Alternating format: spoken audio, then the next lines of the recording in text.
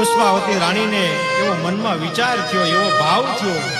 કે લાવીને આ વ્રત હું કરું, પણ કેવી રીતના એ વ્રત થતું હશે એની ખબર નહોતી. દાસી જઈ અને આ કયું વ્રત છે અને કેવી રીતના એની વિધિ છે, જઈ અને તું જરાક જાણી આવને બેન. અને દાસી આ વ્રતની વિધિ જાણવા માટે એ બેનને વિનંતી કરી અને એ બેને એ દાસીને કીધું તો કે સાંભળો, આની વિગત એવી છે કે બરોબર અહાડ મહિનાની એ અમા આવે, દિવાહોનો દી આવે, તેથી આ વ્રતનું જેને કહેવાય છે માં દશામાની હાંડણી લઈ એની પૂજા કરી, એની વિધિ કરી, એટલે કહેવાય ઘીનો દીવો કરવો